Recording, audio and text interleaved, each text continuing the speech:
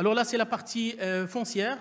Donc, tout notre patrimoine foncier, il est là, répertorié. Ça nous permet de lancer les études environnementales, technico-financières avant de démarrer. Et depuis la prospection jusqu'à l'acquisition, jusqu'à la valorisation de notre patrimoine. La deuxième composante, c'est le monitoring en temps réel des opérations. Et cette plateforme nous permet on peut dire, de gérer toute l'activité de réalisation avec toutes les parties prenantes, donc déjà connectées avec la partie foncière. Et on parle justement d'un système intégré. De bout en bout, on n'a pas besoin à introduire la donnée deux fois. Donc chaque intervenant complète l'information.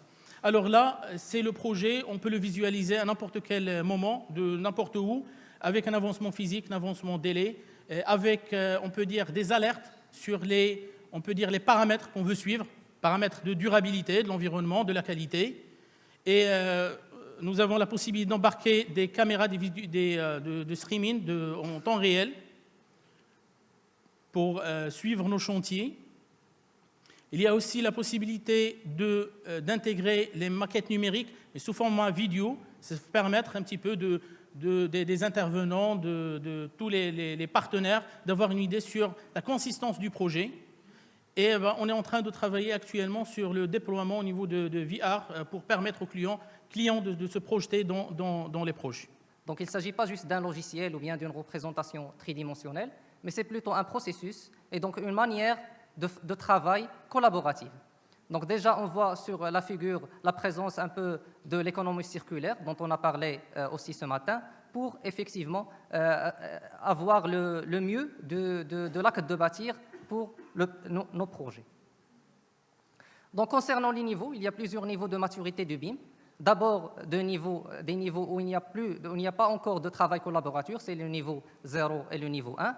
Et à partir du niveau 2, on commence à parler du travail collaboratif. Donc là, on a le niveau 2 et le niveau 3 avec qu'on appelle le BIM intégré. Je ne vais pas développer davantage ce volet-là pour ne pas empiéter sur la prochaine présentation qui traitera de ce sujet. Donc, concernant les dimensions de BIM, il y en a plusieurs dimensions. D'abord, le bidimensionnel. Ensuite, on ajoute les 3 dimensions spatiales pour avoir une maquette 3D. Une autre dimension temporelle. Une 5e pour intégrer tout ce qui est en relation avec les estimations des coûts.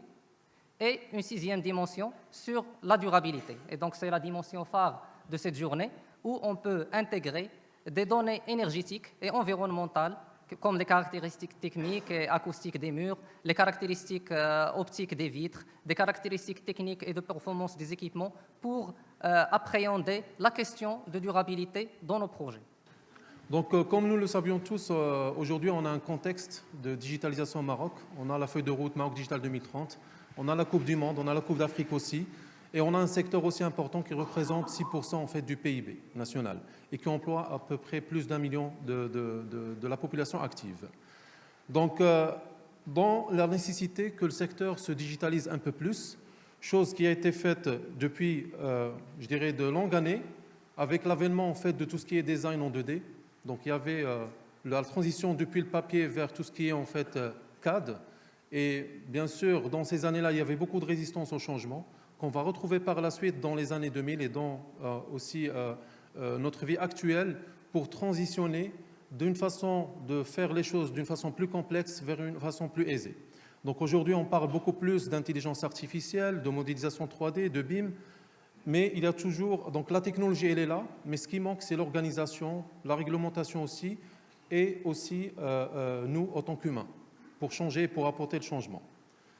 Donc aujourd'hui, avec l'avènement de l'IA, on peut imaginer un concept rapide qui va nous générer les variantes suivant les contraintes qu'un architecte peut donner, et on va voir qu'on économise beaucoup de temps et on peut intégrer toutes les variantes possibles, notamment de durabilité aussi, d'empreinte carbone, de matériaux qu'on va utiliser.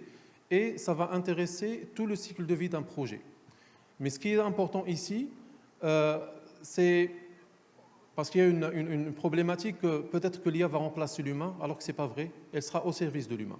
Avant de parler justement confort, on va dire physique ou thermique, il y a quand même un premier besoin, un premier confort spirituel, émotionnel et un bien-être dont l'être humain a besoin. Et là, on va passer à notre pionnier du mouvement moderne, Mies van der Rohe, dans la maison France Wort. Et vous voyez, donc on vous a mis deux saisons différentes, l'hiver et l'automne, et on voit vraiment comment l'espace il est pratiquement intégré, comment pratiquement l'architecture ne dérange pas son implantation.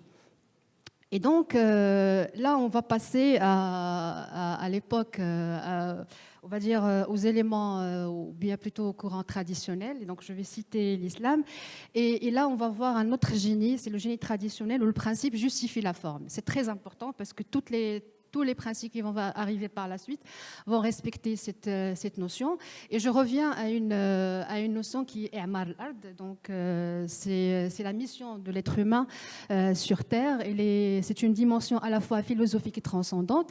Et là, quand on est en tant que concepteur de l'espace, on doit, justement, cette responsabilité que nous avons en tant que bâtisseurs, en tant qu'être humain, de sauvegarder les ressources de la Terre, de veiller à la protection des autres êtres vivants, la faune et la flore, parce qu'on a ce devoir, et en s'imposant une équité dans l'ensemble des domaines de vie envers notre prochain. Donc, quand on agit de cette façon, donc on arrivera à transcrire les valeurs d'une société ou bien d'un groupe donné. Et mon intervention va être articulée autour de la conception, du principe de conception-réalisation en entreprise.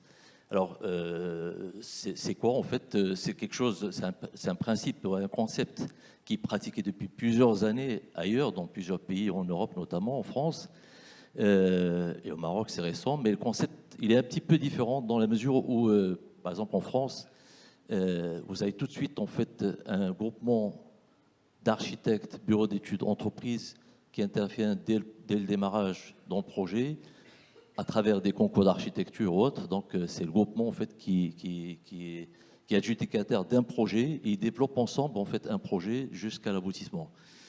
Au Maroc, le concept il est légèrement différent de la mesure où en fait, un architecte il est désigné ou un maître d'œuvre il est désigné par le maître d'ouvrage et ensuite l'entreprise intervient tout de suite en travaillant la main dans la main avec un architecte pour développer la conception architecturale, tous les souhaits donc d'un architecte qui sont mis en œuvre immédiatement sur les plans par l'entreprise. Alors, quel est l'avantage? C'est qu'en fait, on arrive en fait à accompagner l'architecte sur ce qu'il souhaite avoir en termes d'architecture et en même temps, en fait, l'entreprise utilise toutes les techniques qui lui sont disponibles en termes de matériel, en termes de moyens humains, pour pouvoir en fait satisfaire en fait les exigences architecturales.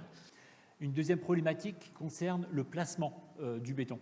Le placement et puis en particulier aussi la pompabilité. Est-ce qu'un béton pourrait être pompable sur une certaine hauteur, une certaine distance? Et enfin, pour les ouvrages massifs, où on peut avoir des températures élevées, on a aussi des problèmes qui peuvent être liés à la durabilité, si les températures maximales sont trop importantes, ou des fissurations de peau, si la différence de température entre le cœur de l'élément et la surface sont trop importantes. Donc pour pouvoir répondre à ces différentes problématiques, on a mis en place des services digitaux pour répondre à ces systèmes. Donc on les a appelés SmartCast pour la partie résistance, SmartFlow pour la partie placement et pompabilité, et SmartTherm pour la partie thermique. Donc on va aller en détail un peu plus dans ces services, et puis après on verra quelques exemples d'applications. Donc je commence par SmartCast. Alors la résistance au jeûnage des bétons, c'est des choses qu'on étudie depuis très longtemps, et le principe de maturométrie, c'est un principe qui a été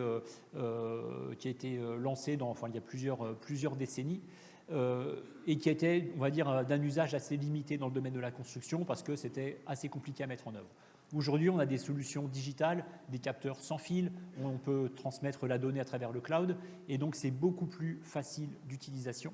Et aujourd'hui, tous ces concepts de maturométrie permettent de suivre en temps réel la montée en résistance sur le chantier, donc dans les conditions réelles, notamment qui prend en compte les conditions climatiques qui se passent autour de la structure.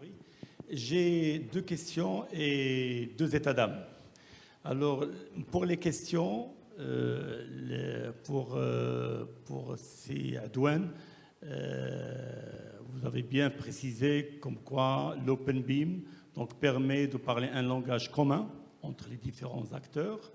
Et donc, ça permet d'éviter aux promoteurs du projet de chaque fois d'acquérir des outils et des logiciels pour pouvoir dialoguer avec chaque intervenant.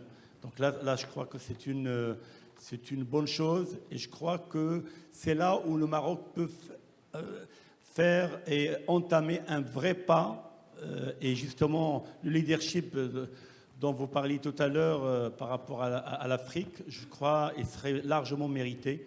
Donc pour l'Open BIM, c'est une notion, je crois, qu'il va falloir préciser davantage parce que souvent les gens confondent et ils disent c'est le BIM et puis ça s'arrête là. Par rapport à Madame Hanan, c'est très intéressant l'approche que vous avez présentée. Et je me demande si on ne pourrait pas imaginer une nouvelle dimension du BIM, parce que ça ne correspond ni au 5, ni au 6, ni au 7. Et je crois que plus on avance dans ce BIM, plus finalement on se rend compte de la difficulté à modéliser la réflexion humaine. Bon, c'est à l'image un petit peu de l'intelligence artificielle. C'est difficile quand même de tout modéliser.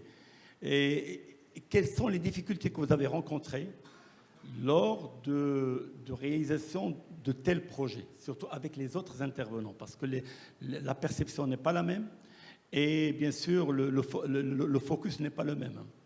Okay. Pour Sibinskili, une dernière question et un état d'âme. Effectivement, Sibinskili, le fast track, moi je dis toujours que le fast track est suivi à la fin par le syndrome de l'urgence. Et donc, on doit terminer avant telle date. Et l'autre fois, d'ailleurs, je le disais à qui de droit, attention, le Maroc va entamer de grands projets et des projets qui doivent se terminer à temps. Et on doit atterrir correctement, pas seulement dans les délais, dans le coût, et aussi dans les dégâts collatéraux contractuels. Parce que quand il s'agit d'une entreprise marocaine, bon, on va jouer sur l'affectif, on va lui dire que vous êtes une entreprise citoyenne, etc. Mais moi, je connais pas mal d'exemples d'entreprises étrangères qui ont dégagé une ardoise assez salée hein, contre l'État marocain. Et donc, moi, je trouve que l'exemple citoyen de Sogea est un exemple à suivre. Et je crois que l'expérience de la conception-réalisation, ça donne plus de latitude, ça donne plus de souplesse. Et puis, ça évite... J'allais le dire tout à l'heure dans le premier panel, ça évite justement cette rigidité engendrée par des cahiers de charges qui sont statiques, qui sont muets. Et pourquoi ? Parce qu'ils sont élaborés tout simplement par analogie et non pas par une analyse des risques tout azimut. Merci beaucoup, Sénabil.